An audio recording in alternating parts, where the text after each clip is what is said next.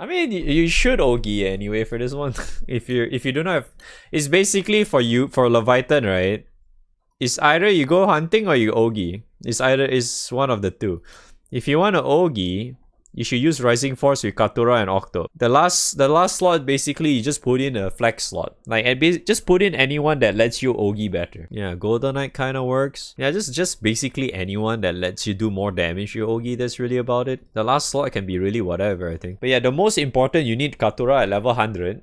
You use Rising Force. You need the Ultimate Mastery skill, remember? So you need this one. So this one will auto nuke every time you Ogi. So you definitely want that. Whatever is it called in English, but this is the Ultimate Mastery skill that you need for Rising Force. And then you use Katura, you put her in the front, you just put someone else that is Earth, not Fire. You put another Ogi like oriented character, and then with Octo in the back here.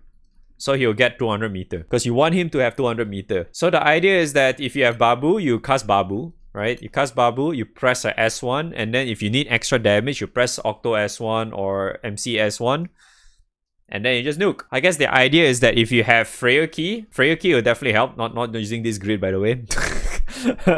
If you have Freya Key, it'll definitely be helpful on your Opus, so you should do that. It's called Temptation. It's the pink color one, if anybody is still unfamiliar with it. Yeah, so you use that. You basically just use Ogi-oriented weapons. So like the Earth Dragon Galleon's weapon is pretty good. Like not the gacha one, but like the like the gun. And then if you have anything that gives you something like you know, sentence or whatever, yeah, use that. Like Gilgamesh Spear does it, I think, if I recall correctly. Or yeah, you could also equip it like this. Yeah, something like this. You can do it like this. Yeah, I think you're pretty much set already. Because I'm pretty certain you don't even need to... I'm not sure if you really need to, but I think you do. If you have problems in meter, right? If you have problems with getting meter, right? What I can suggest is like the same thing as I did with this one. If you have Snake, aka Tsuchinoko, right? If you have Tsuchinoko, put it as your main summon. If you do not have this, if you have Illnot, just put her in the front. Use her in the front line because she gives you meter at the start of the raid. So she can just give you that initial boost because she gives 40% if I recall correctly. Yeah, so if you do not have Tsuchinoko, you can use her. Because if I recall correctly, you just need a little bit of extra boost of meter. So it's either you use Tsuchinoko or her, which is more or less should be enough already. You can get like 200% on Octo very, very easily with that. And then the other thing probably is you should be able to get a lot of Ogis with that alone. Because I'm pretty sure it accounts for Katura as well. Because it says just Ogi anyway. You do not have to like Colossus where you need to deal 2 million damage, right? So Katura should include the conditional as well. Even though it's the different element, right? Should still be fine. So MC will be 2.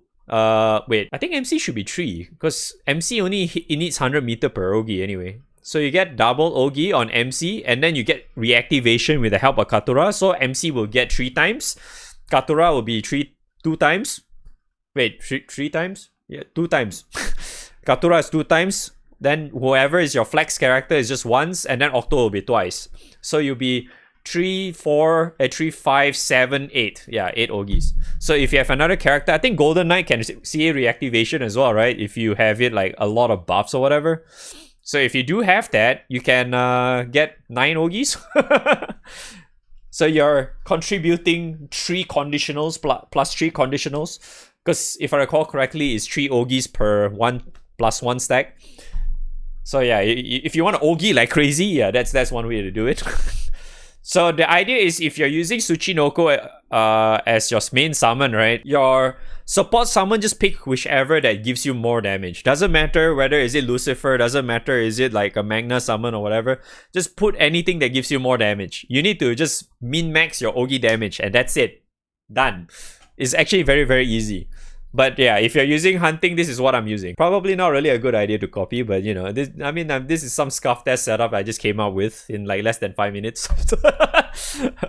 Yeah, so this is what I'm using. If you want to know what I'm pressing, I'm basically using this so I have 100% meter for my Ilnod. So Ilnod gives me like the Alanan stuff. Everyone has guaranteed triple and echo, 30% echo or whatever. I don't really remember the exact amount. So you press her button, and then MC with hunting, you just need this for assassin. Then you get double strike for this. So you double strike for this too. I have about three characters out of 4. This is the only one you do not have double strike, so it's fine. It's not like she's there for damage anyway. She's just buffing everyone to be strong. This one, if you do not have Sound of Fawn, is fine. But if you have like any other characters that is Katana or Sword, is fine. Because that's what you need for Glory Bringer anyway. You just need anyone with either Katana or Sword. Another good example that you can probably use is like Adam. Adam is okay as well. Yeah, I'm not sure who else. I think you can just fuck around. Yeah, just basically use anyone that has relatively good attack mod. Yeah, I mean, I think Beatrix is okay as well. It's like any character that has like just good all around raw damage. That's really all you really need, that character. I'm just using Sandalphon because I already set him up in my Glory Bringer setup anyway. Naru, I guess. But then Naru is like, you just press this thing is enough. You don't you got no meter for this anyway. So you just press her 3rd skill. And then since I have this, I just cast this. So this gives me extra echo. And then this basically nets me enough for 1 mil, I guess. I mean, it seems to be the case. So it's only like like 5 button presses, so it's not that bad. Ugh.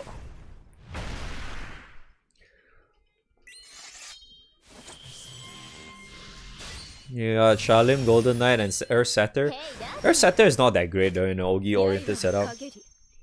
She's okay, but like, I feel like Earth Setter's role is for tanking purposes.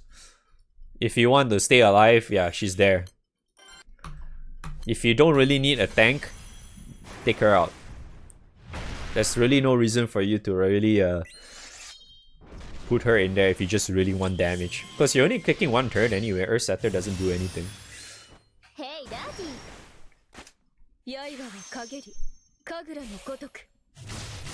see 1 mil. But yeah, I prefer this. It's pressing a little bit more buttons. I'm not sure how many buttons you need to press for your Rising Force thingy. Because I think if you're relatively decked out, I think you only need to press like maybe 3 buttons at most for Ogi. So yeah, you're pressing like lesser buttons, but at the same time you're getting locked out. Like massive lockout. So that's one of the big differences. But yeah, I guess if you want to see what I'd use for Yugu, even though it's my Yugu shit is kind of over already, I just used the Spartan tag. This is what I used because innate Neo already gives you extra cap just by being there. So that's why I just slot her in there. If you have like Valentine Grimnir, please use Valentine Grimnir because he does way more. Just use that. And then Vampy is basically if you want to help with conditionals, you can do that. But if not, if you want more damage, you put Vampy in there. I've used Vampy because she technically gives a little bit more damage, but it's really not much of a difference. If you have Monkey, you have Anira, just use them. But the only problem with that is that if you're using Monkey or Anira, those type of characters, you have to manual cast it on Naru. Because Naru is your main source of damage anyway. Because that's how it always been with Win.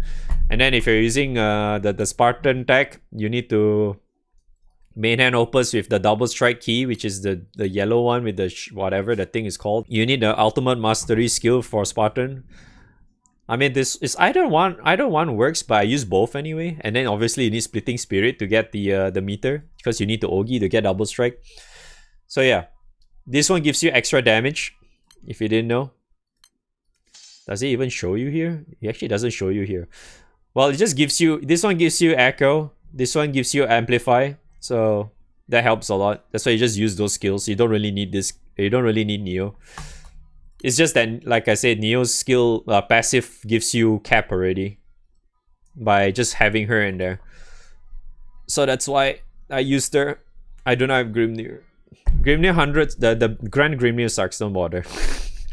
I'm only referring to Valentine Grimnir. You basically just put in a really big attacker. Like I think also Birdman kind of work, if I recall correctly. Where is he? Yeah, I remember this guy is okay as well, but I think you need to press some buttons for him. But yeah, if you really want to do the Spartan tag, that's fine. But I think even for win, you can just go Rising Force as well too. And you know what's best? If you have Mirin, she actually works out a lot pretty well in this too, honestly. If you actually have Mirin. Like the newest Mirin, because she's win, right? So if you actually have her, she's actually pretty useful to have as well. Like if you're going for the whole Rising Force stuff on win, just put her in position 4 so she can get to 200% a lot easier. So yeah, just do that.